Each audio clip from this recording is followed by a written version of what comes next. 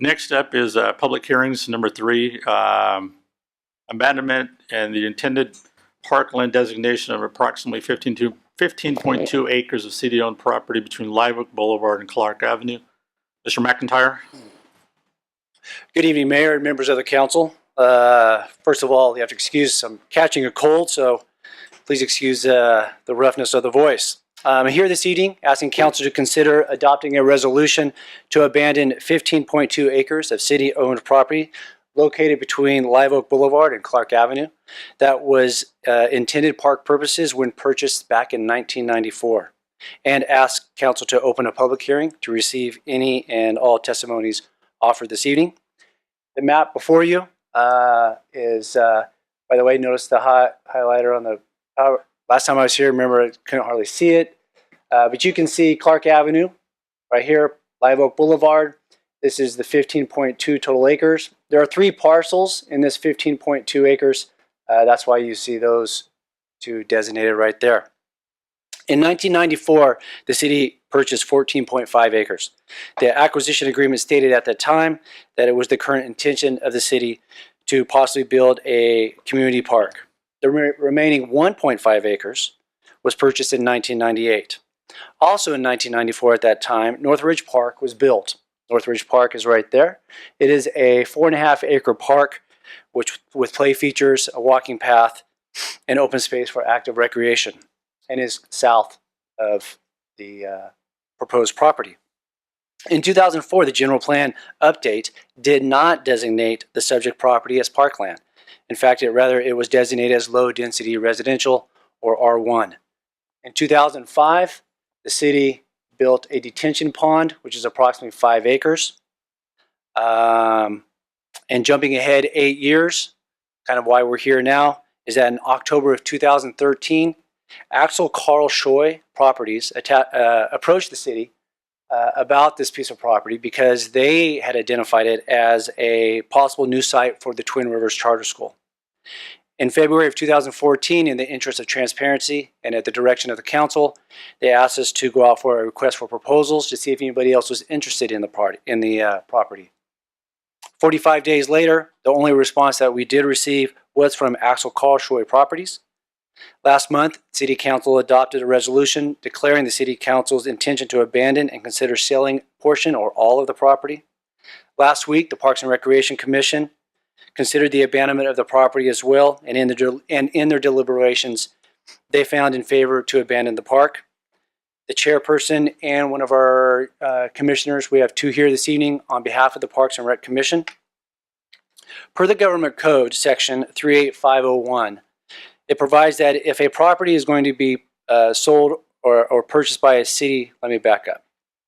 Provides that if a property has been purchased by a city for park purposes, that the property may be abandoned and then sold if the City Council finds the following. 3 things. 1, the property has not been used by the public for park purposes. 2, that no public funds have been expended to improve the property as a park. And 3, that all or any portion of the property is not appropriate or necessary for park purposes. Staff and legal counsel agree that all these conditions apply to this subject property. The area surrounding the property is currently well served of existing parks. We talked about Northridge Park, and then over here is to the east is the Feather River Parkway as well. In addition, there are other areas of our city that are underserved. And in the near future, our commissions will be evaluating this and coming before council with a recommendation as well. I'd gladly entertain any questions at this time and request council to open up the public hearing. Any questions from council members for Mr. McIntyre at this point in time? Nope. Okay, I'm going to go ahead and open this up to the public hearing. Anyone from the public who wishes to comment on this item can do so by going to the podium and stating your name. I do have a speaker card for Mr. John Whiteman.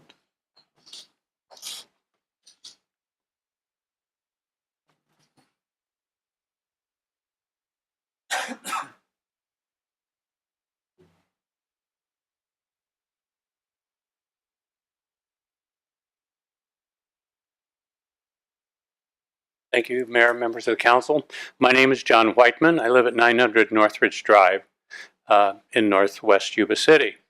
If you look at the exhibit there, you can see Northridge Drive across from Northridge Park to the south of subject property, and I live immediately on the corner overlooking Northridge Park. I'd just like to clarify something right at the get-go.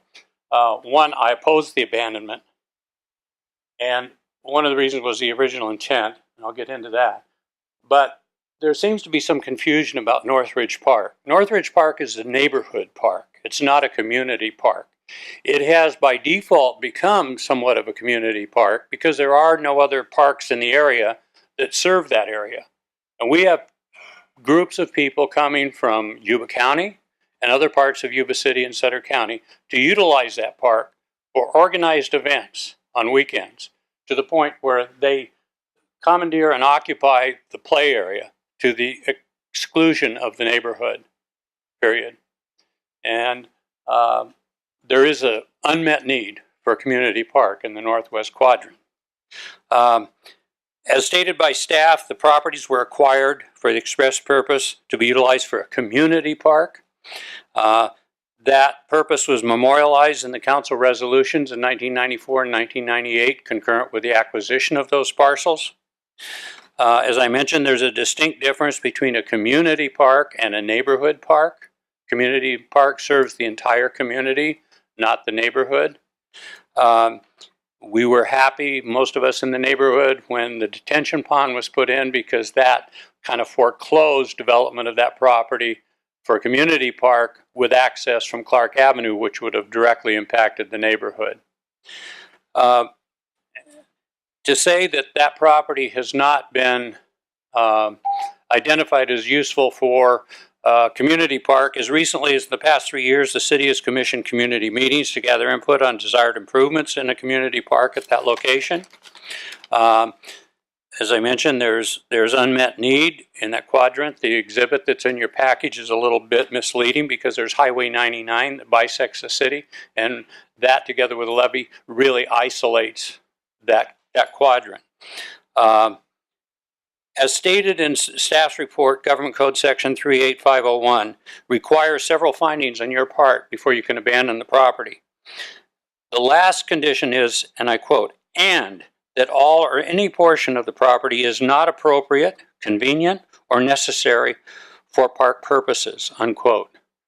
This finding cannot and should not be met.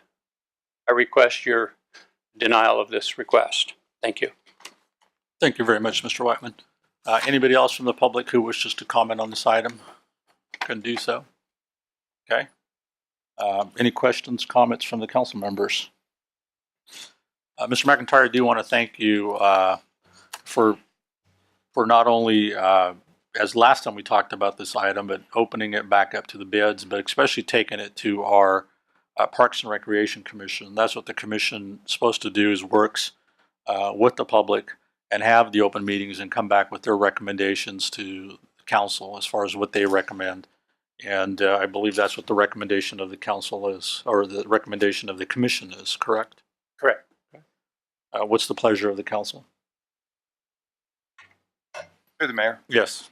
Just with one comment, I would agree with Mr. Whiteman. At one point, the designation of that property would have probably been better or best served as a community park. With the establishment of 80 plus acres, just a mere few feet away within the levee area, that has changed dramatically, with the usage of that increasing on an ongoing basis. That property over there, and with the second phase of development, will be really a monumental park effort within Yuba City, within that quadrant. And I think that with that, I would make a motion to follow staff's recommendation for the abandonment and the intended sale. Okay, I've got a motion. I'll second it. A second. All in favor signify by saying aye. Aye. Opposed? No. Motion carries. Thank you. Somebody's phone is on? Okay, that usually, when somebody's phone's in, that means a drink for all the council members. So, after the meetings, please see us.